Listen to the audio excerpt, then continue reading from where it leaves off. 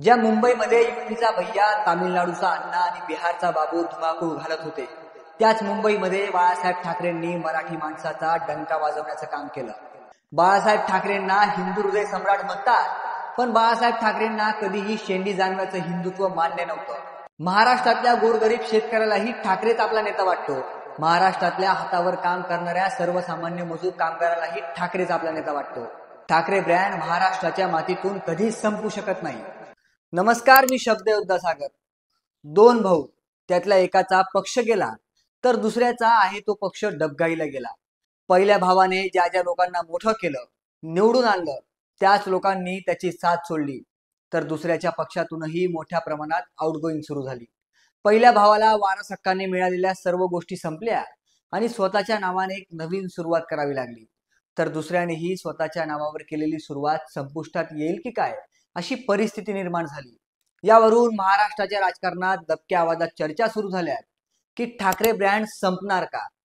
पण तोच ब्रँड पुन्हा स्वतःच्या अस्तित्वाची लढाई लढतो, एकत्र येतो, विरोधी पक्षांचा चेहरा बनतो, मंत्रालयात जातो, निवडणूक आयोगाला धारेवर धरतो आणि पुन्हा एकदा आपल्या कृतीतून उत्तर देतो की ठाकरे ब्रँड महाराष्ट्राच्या मातीतून कधीच संपू शकत नाही. आणि यावरूनच पुन्हा चर्चा सुरू होतात की ठाकरे ब्रँड का संपत नाही.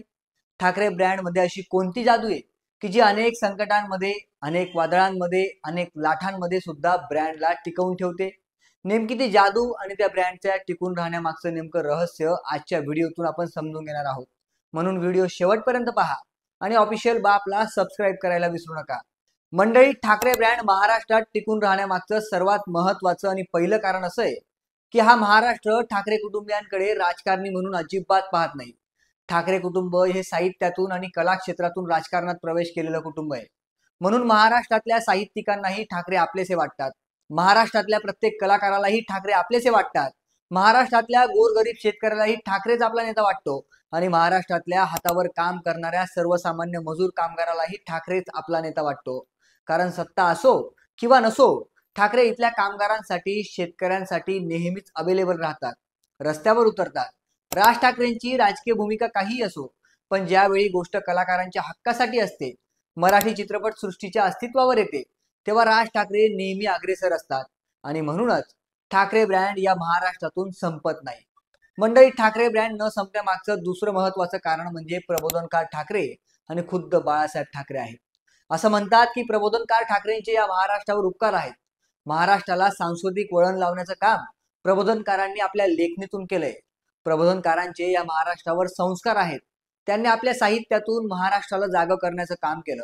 दगलबाज शिवाजी, देवळांचा धर्म आणि धर्मांची देवळं यासारख्या बेधडक आणि विद्रोही पुस्तकातून त्यांनी महाराष्ट्राच्या साहित्याला एक वेगळी दिशा देण्याचं काम केलं. तर प्रबोधनकारांचा हाच वारसा बाळासाहेब पुढे नेतात आणि या महाराष्ट्राला प्रबोधनकारांच्या साहित्यासहित कणखर बाणा शिकवतात. बाळासाहेब ठाकरेंनी आपल्या भाषणातून, आपल्या राजकीय भूमिकेतून या महाराष्ट्राच्या सत्तेला, किंबहुना देशाच्या सत्तेला वेळोवेळी हादरे देण्याचं काम केलं. बाळासाहेब उभे राहिले तिथे लाखोंची गर्दी जमली. बाळासाहेब बोलायला लागले तिथे लाखो लोक स्तब्ध झाले. बाळासाहेबांच्या एका शब्दावर हजारो लाखो शिवसैनिक मरायला आणि मारायला तयार व्हायचे. बाळासाहेबांमध्ये एका क्षणात मुंबई थांबवण्याची ताकद होती. बाळासाहेबांची तीच ताकद अख्ख्या महाराष्ट्राला भुरळ घालायची. बाळासाहेब ठाकरेंनी हिंदुत्वाचा विचार पेरण्याचं काम केलं. बाळासाहेब ठाकरेंना हिंदू हृदय सम्राट म्हणतात, पण बाळासाहेब ठाकरेंना कधीही शेंडी जाणव्याचं हिंदुत्व मान्य नव्हतं. तर बाळासाहेब विज्ञानवादी हिंदुत्वाची भूमिका घेऊन जगणारे होते आणि हेच कारण आहे की आजही महाराष्ट्रातून ठाकरे ब्रँड संपत नाही. ठाकरे ब्रँड न संपण्यामागचं पुढचं कारण म्हणजे ज्या मुंबईमध्ये परप्रांतीयांनी धुमाकूळ घातला होता, त्याच मुंबईत बाळासाहेब ठाकरेंनी मराठी माणसाची अस्मिता जागृत केली. मुंबईतल्या आणि महाराष्ट्रातल्या प्रत्येक मराठी माणसाला आपला स्वाभिमान आणि अभिमानासाठी लढायला प्रेरित करण्याचं काम बाळासाहेब ठाकरे यांनी त्यावेळी केलं. मुंबई ही महाराष्ट्राची राजधानी, पण त्याच मुंबईमध्ये मराठी माणसाला स्वतःच्या अस्तित्वासाठी संघर्ष करावा लागत होता. बाळासाहेब ठाकरेंनी तो संघर्ष संपवून मराठी माणसाला मुंबईमध्ये सन्मानाची वागणूक मिळवून देण्यासाठी प्रयत्न केले.